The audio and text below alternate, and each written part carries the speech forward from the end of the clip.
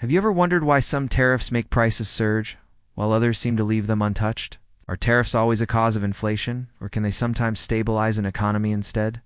Tariffs are among the oldest tools of economic policy. By taxing imported goods, governments try to shield local industries, raise funds, or gain leverage in trade. But their effect on prices has never been simple or predictable. Adam Smith viewed tariffs as hidden taxes that quietly reduce purchasing power. When imports cost more, local producers raise prices too, and inflation begins to ripple through the marketplace. Yet even Smith admitted that competition could limit this effect. Sometimes exporters cut their profit margins to stay in foreign markets, sharing part of the tariff burden rather than passing it fully to consumers. David Ricardo's famous fight against the Corn Laws in early 19th century Britain revealed the social cost of protectionism. Tariffs on imported grain kept food expensive, enriching landlords while worsening hunger among workers. But history also shows the other side. Those same Corn Laws offered local farmers stability in uncertain times, helping preserve agricultural output when global supply chains were fragile and unpredictable. Friedrich List, writing from industrializing Germany, argued that tariffs could serve a patriotic purpose. By protecting young industries from foreign giants, a nation could trade short-term price increases for long-term independence. And in fact, when early German factories began to thrive, rising prices were often balanced by new jobs and better wages. In this way, tariffs created inflation on paper, but prosperity in practice. John Maynard Keynes later described tariffs as supply-side shocks. When production inputs grow expensive, the whole price structure can shift upward, amplifying inflation across sectors. Still, Keynes noted that not all outcomes are harmful. If tariff revenue funds public projects or reduces other taxes, overall demand might stay steady or even increase, counteracting inflationary pressure. Ultimately, who pays for tariffs defines their impact. When consumers absorb the cost, inflation follows quickly. When exporters bear it, the domestic price level can remain stable. In industries with fierce global competition, exporters often lower their prices to maintain market access. This adjustment softens the inflationary effect within the importing nation. But in monopolized or specialized markets, producers can easily pass costs onward. Tariffs then become a convenient reason to raise prices and expand profit margins. Economists sometimes call this the pass-through rate. How much of the tariff is transmitted to consumers? A low pass-through keeps inflation mild. A high one spreads it across the economy. The effect also depends on currency strength. Strong domestic currency can absorb part of the tariff shock, making imported goods relatively cheaper than they would otherwise be. When a nation's currency weakens, the tariff impact doubles. Imports rise in price, not only from taxation, but also from exchange rates, fueling faster inflation. History shows these forces are rarely one-sided. During America's early industrial age, tariffs raised machinery prices but helped create self-sufficient industries that no longer relied on Europe. That self-reliance, though costly at first, gave stability during economic downturns and wars. Inflation came and went, but the capacity to produce at home became an enduring advantage. In modern economies, the story repeats in subtler form. Some tariffs encourage domestic production that eventually lowers dependency and future costs. Others, however, protect inefficient sectors and keep prices high indefinitely. Turning temporary inflation into a structural problem, there is also the fiscal dimension. Tariff revenue can offset income taxes or reduce national debt, indirectly supporting consumer purchasing power.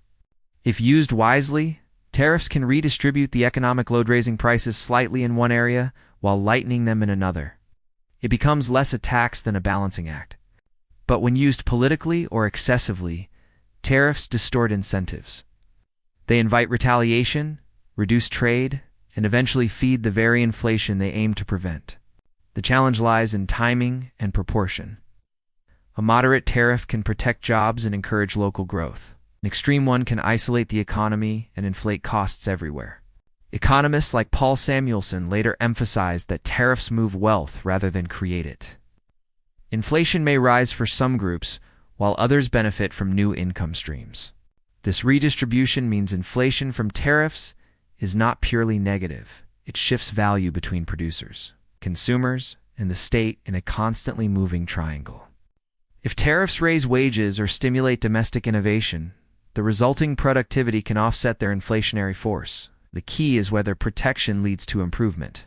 Some nations use tariffs as signals, temporary measures, to attract local investment or negotiate fairer trade conditions, before easing them later.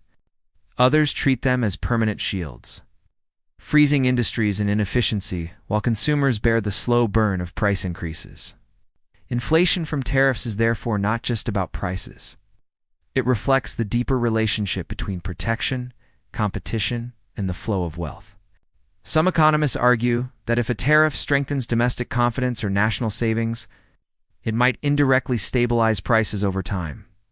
But when it reduces trade volume too sharply, scarcity becomes inevitable, and the price spiral begins again in another form. The 1970s oil shocks resembled a global tariff. Energy costs soared, production slowed, and inflation surged worldwide. It showed how dependent prices are on trade flows. A true lesson from that era is that price controls or tariffs alone cannot defeat inflation.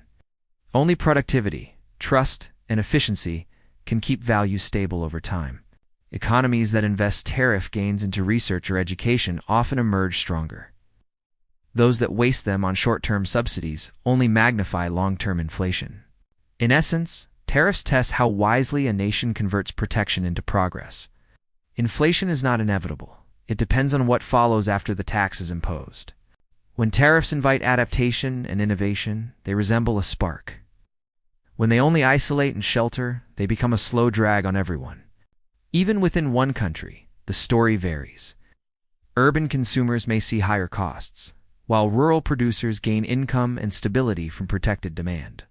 Understanding tariffs means seeing both sides of this coin. Inflationary risk on one hand, structural improvement on the other. The outcome depends on balance and intent. So, do tariffs cause inflation? Usually yes, but not always. When carefully designed and paired with smart reinvestment, they can strengthen an economy more than they weaken it. History suggests tariffs are not villains or saviors. They are mirrors reflecting national priorities, discipline, and patience in managing change.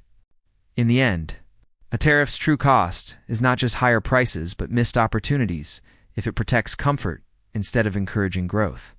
The world economy will always adjust. Tariffs may shift where wealth moves, but they cannot halt the deeper rhythm of competition and innovation. From Smith to Keynes, every thinker agreed on one truth: prices alone never tell the whole story. Behind them lies policy, power, and the purpose it serves. Perhaps that is the real question for us today. Should tariffs protect, correct, or transform?